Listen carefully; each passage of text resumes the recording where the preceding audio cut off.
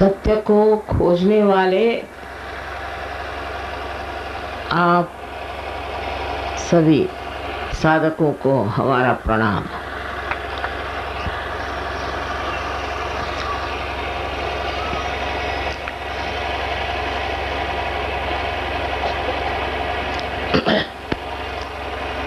मैंने तो इतनी आशा नहीं की थी कि आप इतने लोग इतनी बड़ी तादाद में इस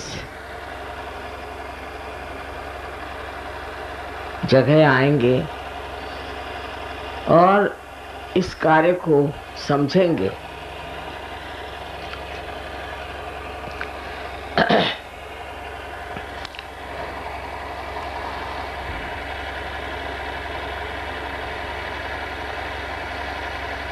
एक बार एक प्रोग्राम में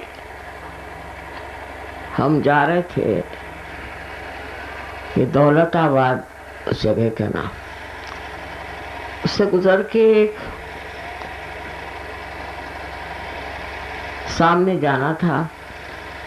रास्ते में गाड़ी खराब हो गई, वो भी योग ही सहज में ही गाड़ी खराब हो।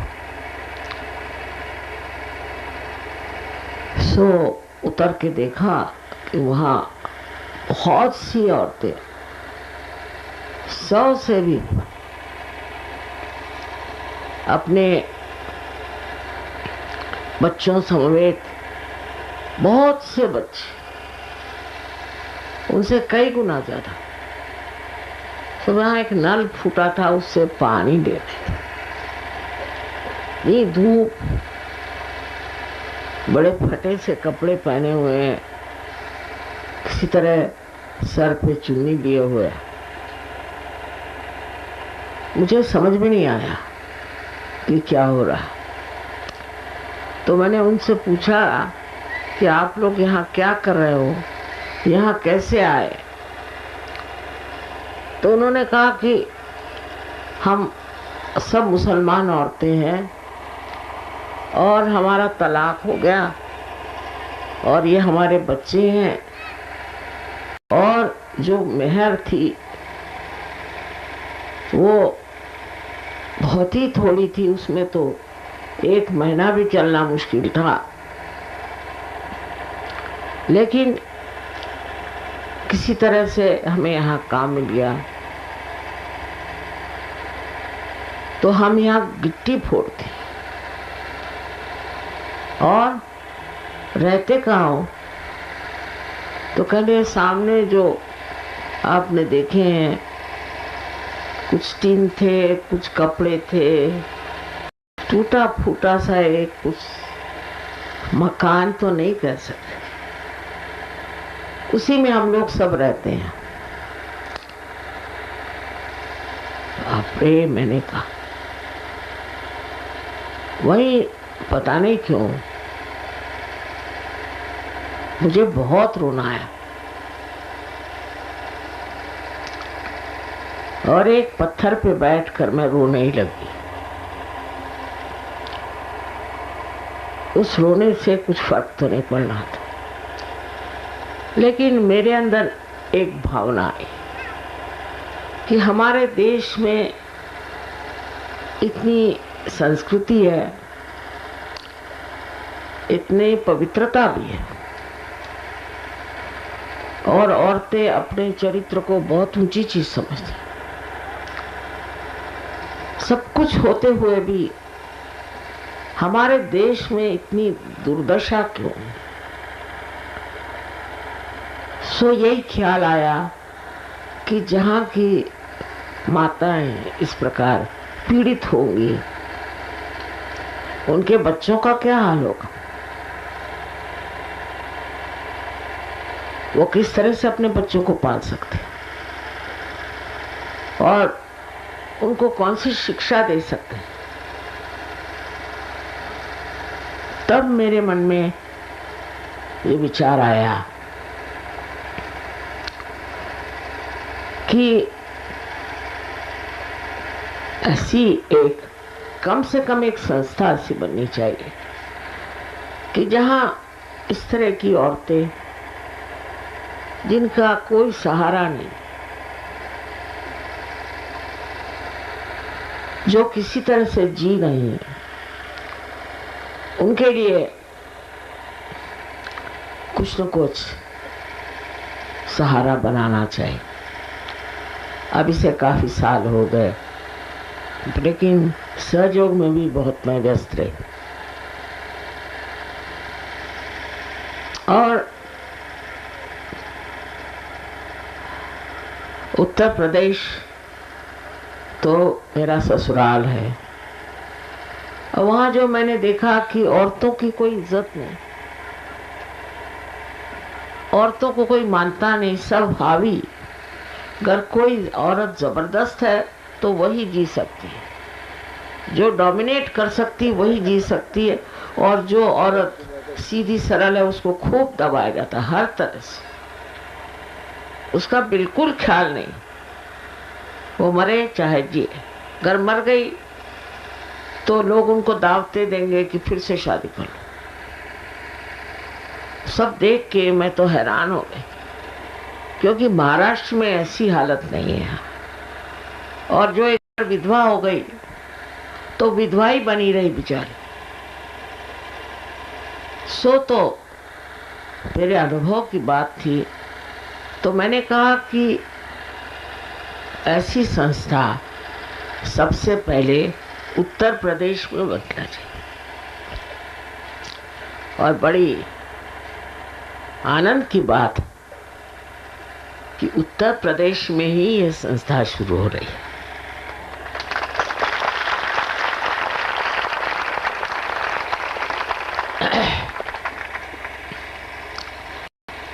इसमें तो हर हालत यही चाहेंगे कि जो औरतें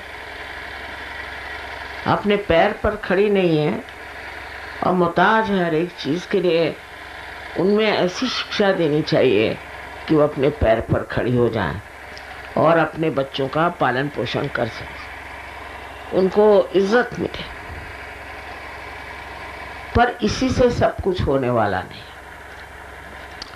ये एक समझ लीजिए बहुत छोटे पैमाने की बात, लेकिन तभी होगा जब यहाँ के समाज में स्त्री का स्थान बनेगा।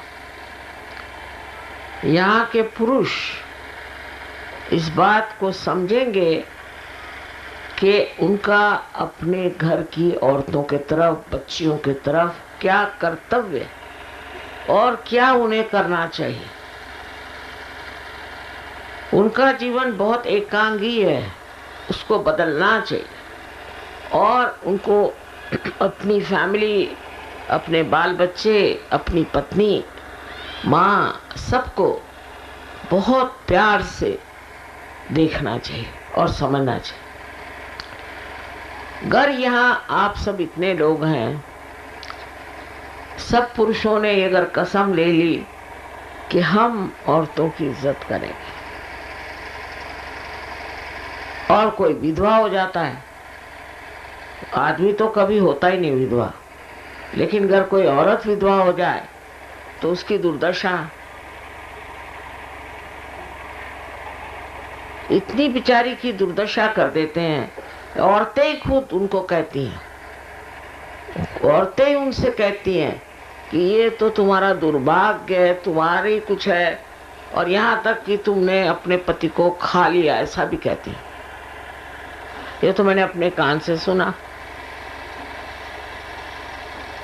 इसीलिए पहले शायद औरतें घबराहट से सती हो जाती होंगी, और अगर कोई युवती विधवा हो जाए, देखने में अगर वो सुंदर हो, तो बस फिर तो उसकी कोई भी खैर नहीं।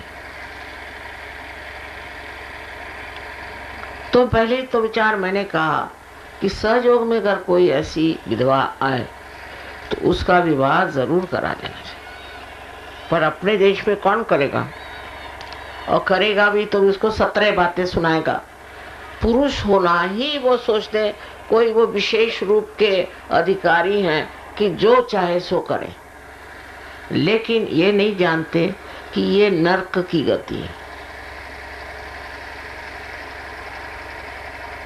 ये बहुत बुरी बात है, दुष्टता है। दूसरों के साथ दुष्टता करना ही बुरी बात है कि तो अपनी पत्नी है जो कि आपके सारे सुख का साधन है, उसके साथ इस तरह से व्यवहार करें तो अपनी संस्कृति का नहीं है। यहाँ भारतीय संस्कृति का इसमें कोई अधिकार नहीं। उल्टे कहा जाता है कि यत्र नारिया पूजन्ते तत्र रमन्ते देवता। जहाँ स्त्री पूजनीय हो तभी वहां पर देवता आ सकते हैं। इतना ही नहीं पर स्त्री को भी पूजनीय होना चाहिए। इतने विपत्ति में, इतने तकलीफ में आज हमारी देश की नारी है, उसी वजह से हमारे देश में कभी भी अच्छा साम्राज्य आ नहीं सकता, कुछ अच्छा हो ही नहीं, क्योंकि सारी देवियां, आजकल नवरात्रि भी है, ऐसी बातों से बहुत नाराज है और वो कोई भी आशीर्वाद नहीं देंगे आप। लक्ष्मी से लेकर हर एक देवी कोई भी आपको आशीर्वाद नहीं देंगे अगर आप अपने पत्नी का ख्याल न करें और उसको समान तरीके से न रखें। इसीलिए हमारे देश में इस कदर हर तरह की परेशानी है। मैं तो सोचती हूँ कि अगर ये चीज ठीक हो जाए तो हमारी हर तरह की परेशानियां ठीक हो जाए, क्योंकि साक्षात लक्ष्मी का वरदान इसी से मिलता है। घर की गृह लक्ष्मी को जो लोग नहीं मानते उनको क्या अधिकार है कि लक्ष्मी के आशीर्वाद से वो प्लावित हो। अब इस मामले पर एक और मैंने वीडियो पे देखा था कि उन्होंने विधवाओं को दिखाया था जो वृंदावन में और उधर गोकुल में रहते। वैसे कृष्ण तो सोच रहे होंगे कि पता नहीं ये कहाँ से बिचारियों के साथ जाती रही। वो विधवाएं हैं और उनके बिचारियों की इतनी दुर्दशा है कि सारे दिन में वो गाना गाएं और 1 रुपया उनको मिलता है और उनको हर तरह से वहाँ के लोग इस्तेमाल करते हैं। पर ऐसी मैंने सोचा फिल्म देखने से किसी में जागृति नहीं आई। वहाँ 5 लाख औरतें हैं इस तरह, किसी के मन में धारणा नहीं आई इतना पैसा कमा रहे हैं, ये कर रहे हैं, वो कर रहे हैं, कि जा करके उनका कुछ कल्याण करें, उनके लिए कोई चीज बनाए। माने मनुष्य इस कदर संवेदनशील नहीं है, बिल्कुल भी उल्टा ही है कि उसके मन में ये भी भावना नहीं आई कि इस फिल्म को बहुत दिखाया गया। फिर मैंने कहा ऐसी फिल्म दिखाने से कोई फायदा नहीं। अब एक फिल्म वो आई थी यहाँ बाई दिखाने के लिए, वो तो सिर्फ बदनाम करने के लिए आई थी, उनकी पब्लिसिटी बहुत हो गई। वो फिल्म दिखाने से क्या होगा? इन लोगों के पास इतने पैसे हैं तो क्यों ना ये विधवा के आश्रम और ये कायदे के बनाए। आज हैं 2-4 लेकिन वो कायदे के नहीं है। तो ऐसे आश्रम क्यों ना बनाए जाए जहां इन औरतों का पालन पोषण तो हो कम से कम। बहुत सी औरतें तो इसीलिए अपनी आत्महत्या कर लेती हैं कि ऐसे जीने तो अच्छा आत्महत्या कर ले। एक तो स्त्री के लिए विवाह बिल्कुल करना ही चाहिए, और विवाह के बाद अगर उसके पति घर नहीं रहे तो गए, फिर उसका जीना मुश्किल और उस पर हर तरह की आफत, हर तरह की आफत इस देश में और देश में इसलिए नहीं है कि उनमें नैतिकता नहीं है। कोई औरत विधवा हो गई तो वो घूम घाम के अपना पति ढूंढ लेगी, नहीं तो कुछ और कारोबार ढूंढ लेगी। ये अपना ऐसा देश है कि पद्मिनी के साथ 32,000 औरतें होम कुंड में कूद पड़ी अपनी आबरू बचाने के लिए, अपनी इज्जत बचाने के लिए। तो इस देश में फिर औरतों के लिए कौन सा मार्ग बचा हुआ? अपने इज्जत से वो रह ही नहीं सकती। उनकी तो इतनी बुरी दशा है कि इससे मैं सोचती हूँ कि किसी को अगर कोई रोग हो जाए तो कम से कम वो किसी अस्पताल में जा सकता है, उसके लिए कोई न कोई व्यवस्था हो सकती। पर ये बताइए कि इस तरह की जो औरतों की पीड़ाएं हैं वो किस तरह से आप कम कर सकते? इतना दुख और कोई सहानुभूति तक नहीं। यहाँ तक कि अगर विधवा स्त्री को आपने देख लिया तो बड़ा आपके लिए अपशकुन हो गया।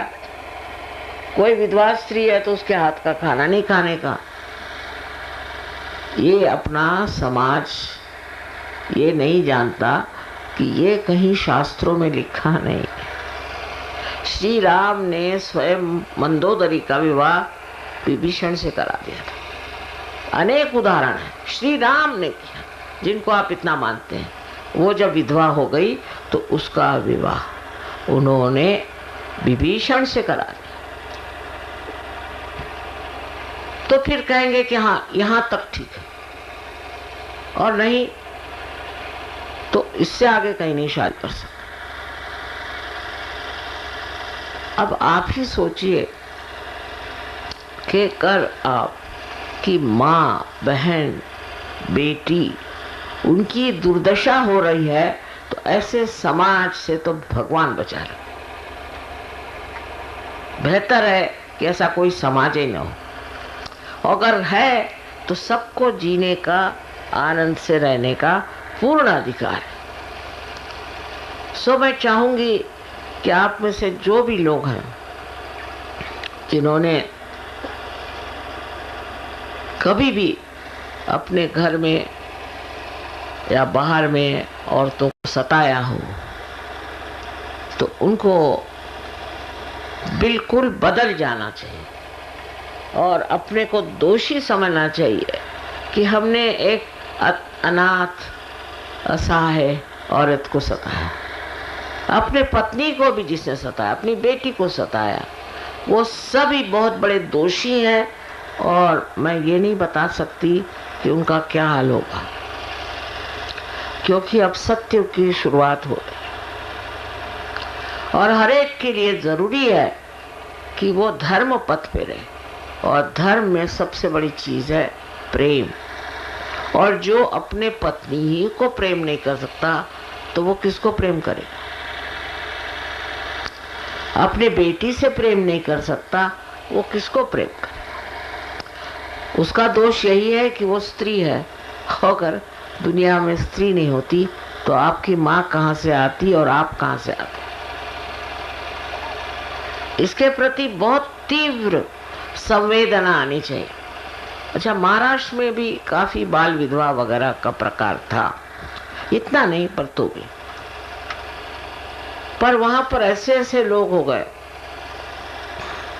जैसे तिलक थे, गोखले थे, रानडे थे, इन्होंने सबने विधवाओं से विवाह किया और उन्होंने वहां पर बहुत चेतना लाई, रिफॉर्म्स किए। वहां पर पूना में जैसे है कि औरतों का एजुकेशन एकदम फ्री है, ग्रेजुएशन तक उनको एक पैसा नहीं देना। उससे भी ज्यादा यहाँ कार्य करने की जरूरत है, क्योंकि यहाँ उससे कहीं अधिक बुरी दशा है। यहाँ के लोगों में जागृति लाना और उनमें चेतना लाना बहुत जरूरी है। उसी की जगह अगर औरत जबरदस्त है तो उसका राज होता है। बहुत से औरतों ने सीख लिया है कि बेहतर है हम लोग जबरदस्त बन जाए, इससे कोई फायदा नहीं। औरत का तो कार्य यही है कि सब चीज को आत्मसात करे क्योंकि पृथ्वी जैसी उसकी अपनी शक्तियां, किंतु अपनी शक्तियां को जगा और उससे सृजन करें और अपने दम पर खड़े और स्वाभिमान से, किसी तरह की भी बातें करने से ये कार्य नहीं होना। इसको पूरी तरह से समझ लेना चाहिए कि ये महापाप है और ऐसे गलत काम करने नहीं चाहिए। तभी हमारे देश में परिवर्तन आ सकता है। सिर्फ सहयोग में आने से कोई फायदा नहीं। सब लोगों को सहयोगी हो या नहीं, आपके पड़ोस में अगर कोई किसी औरत को मार रहा है तो आपको जाकर उससे छुड़ाना चाहिए। कोई शराब पी करके और घर में दंगा मस्ती कर रहा है तो उसको ठिकाने लगाना चाहिए। ये आपका सामाजिक कर्तव्य है। और जब तक ऐसी जागृति आप लोगों में नहीं आएगी तब तक ये कार्य नहीं हो सकता। दूसरी बात, खुद औरतों की ऐसी है कि इनमें इतना ज्यादा स्वाभिमान है कि ये हर हालत सह लेंगी, किंतु इनसे किसी विधवा से कहो कि तुम शादी कर लो तो हो गया। हमारे यहाँ एक सहयोगिनी थी, देखने में बहुत सुंदर थी और 3 बच्चे थे। बड़ा लड़का कोई 15-16 साल का होगा। अब वो कमाने के लिए कहीं भी जाए, कहीं भी काम करे, बस आदमी उसके पीछे पागल। अपनी बीवी के पीछे में नहीं, दूसरे की बीवी, वो विधवा है, चलो उसके पीछे। तो उनसे मैंने कहा कि बहुत गोल घुमा के मैंने कहा कि मेरे ख्याल से ये जो आपके प्रश्न हैं इसके लिए अच्छा आप शादी कर लीजिए।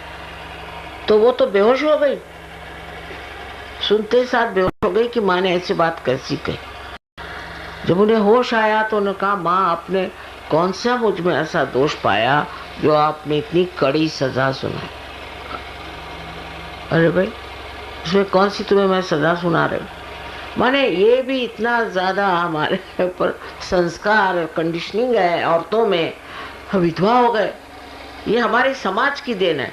विधवा हो गए तो गए, अब इसके बाद हम विवाह नहीं कर सकते, हम कुछ नहीं कर सकते, हम करेंगे तो बस बेकार। कौन समझाए? तब फिर मैंने उनके लड़के को समझाया कि तुम अपनी अम्मा को समझाओ। वो कहीं नहीं रह सकती थी क्योंकि सुंदर दिखने में थी और शायद विधवा थी।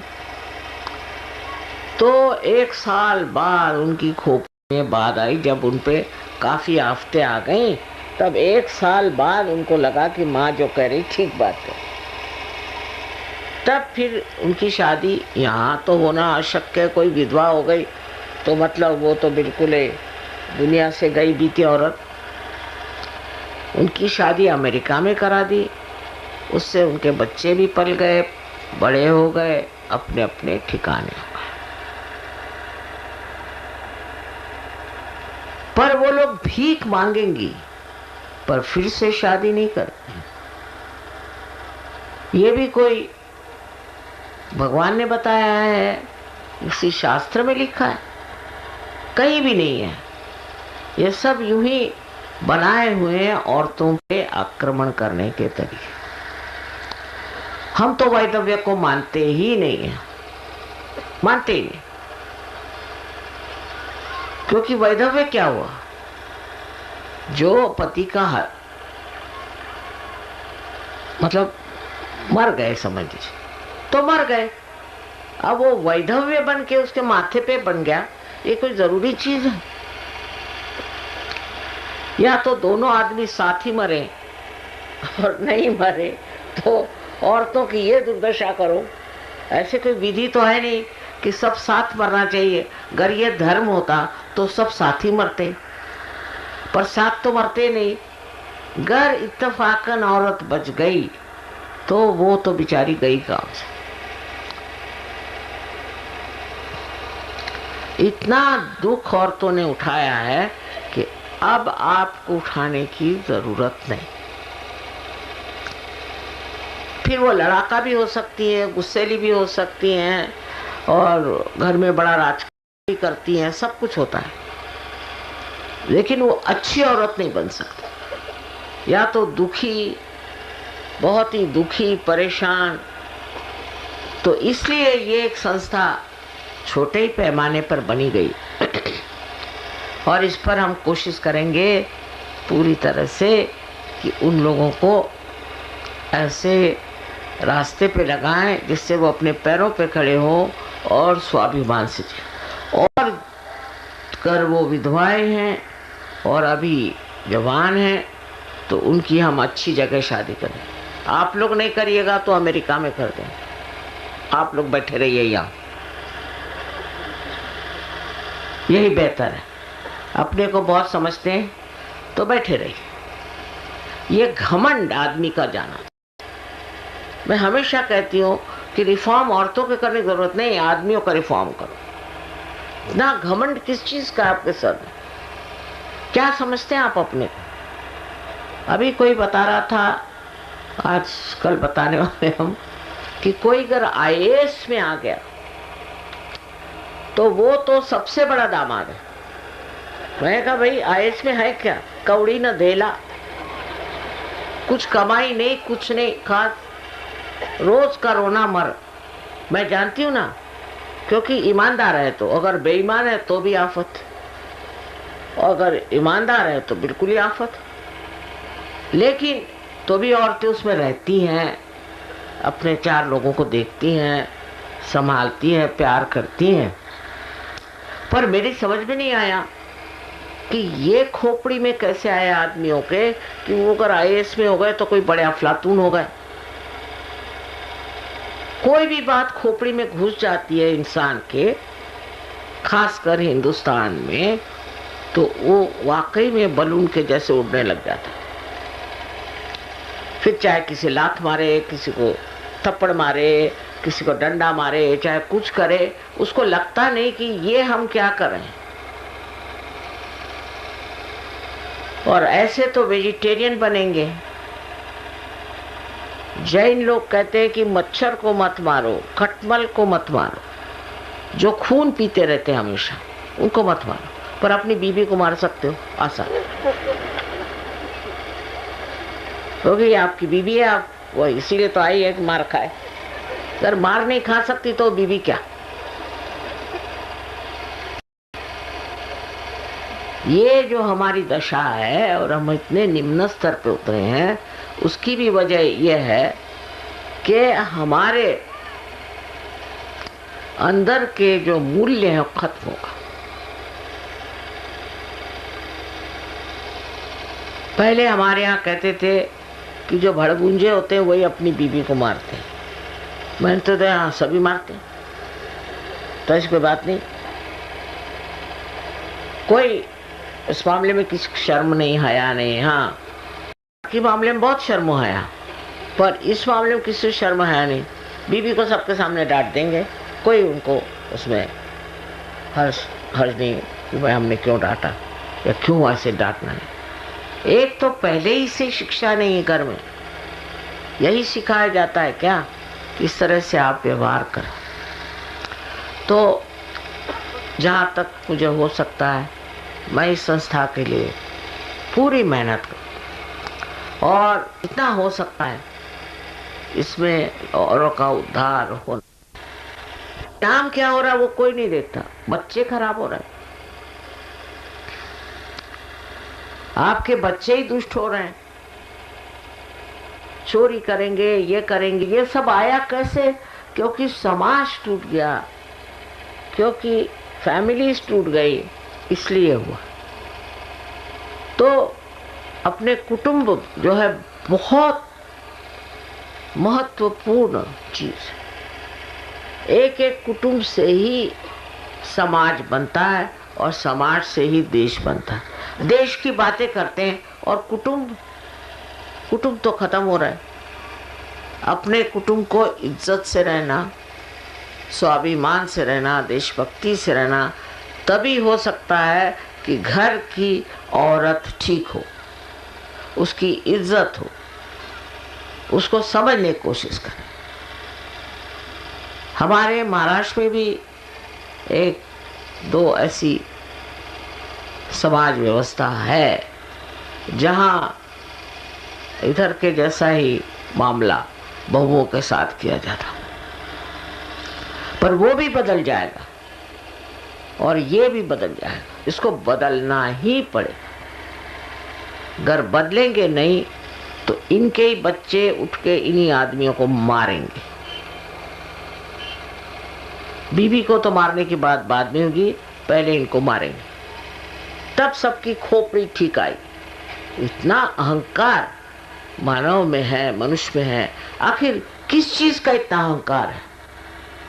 कौन सी ऐसी चीज तुमने पाई है जिसका तुम अहंकार कर? अब इस संस्था को चाहिए कि सब लोग पूरी तरह से मदद करें। ये नहीं कि सिर्फ पैसा दे दे, पर इसको पन पाने में। अब सबसे बड़ा तो प्रश्न ये है कि हमें ऐसी औरतों को खोजना है, उनको खोज कर निकालना है। अब हमें क्या पता कि कहाँ की औरतें हैं क्या, अब हम तो यहाँ रहते भी नहीं। तो इस तरह की औरतें आपको अगर मालूम है जो पीड़ित हैं, दुखित हैं और जिनका कोई सहारा नहीं, और जो विधवा पर बहुत कुछ सह रही हैं, ऐसी सब औरतों को आपको इस संस्था में लाना चाहिए। अभी तो ये कह रहे हैं 100 औरतों का इंतजाम है। 100 से क्या होगा, पर उसके बाद उनसे बातचीत करके, उनको समझा बुझा करके, जो लोग अंदर आएंगी वो तो आएंगी, लेकिन जो लोग बाहर रहेंगे उनको भी समझाया जा सकता है, उनके पति को भी समझाया जा सकता है, उनके घर वालों को भी समझाया। अपना ही देश ऐसा है जहां अब भी कुटुंब व्यवस्था चल रही है, बाकी कहीं नहीं। उसका उत्तरदायित्व औरतों को है, आदमियों को नहीं। ये भारतीय नारी की विशेषता है जिसने इस देश को रोक रखा है, नहीं तो कब के चले जाते। इसलिए अब आप समझ लीजिए कि अगर आपने अतिशयता करी तो यही औरतें जो हैं क्रांति कर देंगे आपके लिए। वो ठीक नहीं, वो प्रेम का हनन है, वो अच्छी बात नहीं। अच्छी बात यह है कि समझदारी रखें और अपने स्त्री की, अपने बेटियों की हिफाजत करें, उनको देखें, संभालें और उनको प्यार दें। उनको ये पता होना चाहिए कि आप उन्हें प्यार करते पूरी समय। उसमें कोई ऐसी बात नहीं कि वो आपके खोपड़ी पे बैठ जाए। एकाध होती है, लेकिन आदमी अगर कमजोर नहीं है, औरत कभी उसे खोपड़ी पे नहीं बैठ सकती। पर वो इतनी दबी हुई भी नहीं रहना चाहिए कि जिससे बच्चे भी नहीं पनप रहे हैं, जिसमें कुछ फूल ही नहीं खिल सकते। बच्चे तो माँ को मानते ही नहीं, माँ के पैर भी इस तरह से छुएंगे जैसे कि पता नहीं कोई ईटा या पत्थर बीच में पड़ा हो, और बाप को फुर्सत नहीं। तो बच्चे तो बिगड़ ही जाएंगे। और उससे जो जो आज दशाएं हुई हैं, जो जो आप पढ़ते हैं, पेपरों में देखते हैं, इसका कारण ही यह है कि हमारी कुटुंब व्यवस्था ठीक नहीं है। तो बहुत ज़रूरी है कि उसको आप ठीक रखें। यही हमारे समाज का ताना बाना है। इसके सहारे आज आप भी यहाँ बैठे हुए हैं, और आगे भी अगर चलाना है तो कृपया याद रखें कि औरत का मान रखना, का उत्थान करना और लोगों को प्रवर्तित करना भी आपको एक परम लक्ष्य की तरह से समझना चाहिए और उधर ध्यान देना चाहिए। ये मेरी आंतरिक इच्छा है। ऐसे तो आपको सबको मैं हमेशा कहती हूँ कि अनंत आशीर्वाद, किंतु उस आशीर्वाद में सबको अपने साथ समेटे। हमें तो लोगों को जोड़ना है। जब एक कुटुंबी को नहीं आप जोड़ सकते तो आप किसको जोड़ें? सबको चाहिए कि प्रेम से आपस में रहें। अब आप सहयोगी हो गए और ये बड़ी भारी बात आपने प्राप्त करी, ये ज्ञान मार्ग है। इसमें आपको पता है प्रेम क्या चीज़ है और किस तरह से आदान प्रदान करना चाहिए, आपस में किस तरह से समझना चाहिए।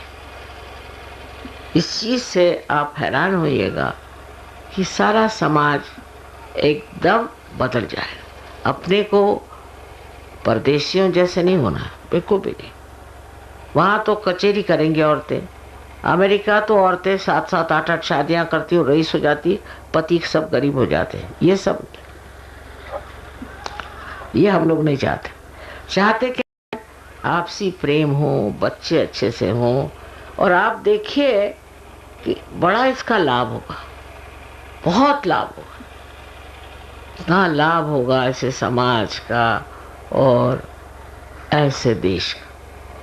इसमें ये आपसी झगड़े करना, कचेरी करना कोई जरूरत नहीं। अगर ये सबके अच्छे के लिए है तो यही क्यों नहीं करते? इस तरह से समझदारी आनी चाहिए, समझदारी में बढ़ना चाहिए। यहाँ तो मैं देख रही हूँ बहुत से सहयोगी बैठे हुए हैं, तो उनके लिए एक नई बात अब बता रही हूँ कि आप सहयोगी हैं तो सब लोगों को समझ लेना चाहिए कि ये सहयोगी हैं। उसी प्रकार सहयोगी समझ लेना चाहिए कि जो सहयोगी हैं वो तो है, नहीं है तो नहीं है, सबको समेटना आना चाहिए। इसी सहयोग के लोगों के स्वभाव से ही आप दुनिया को जीत सकते हैं। जो बात मैंने कही है उसको आप हृदय में बांधें, क्योंकि ये दर्द है मेरे अंदर और इस दर्द को आप लोग खत्म कर सकते हैं। आप सबको अनंत आशीर्वाद।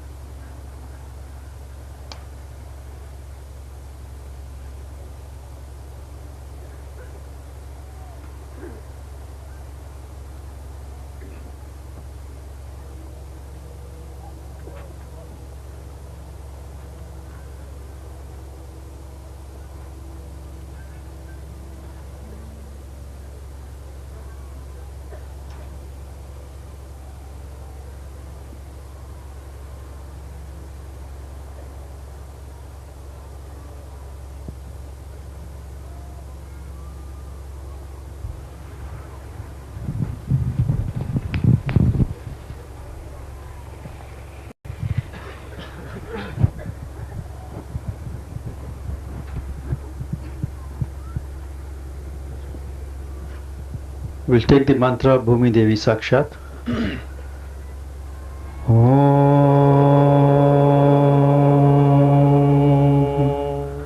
Tvameva Sakshat Shri Bhumi Devi Sakshat Shri Adishakti माता जी, श्री निर्मला देव्यै नमो नमः।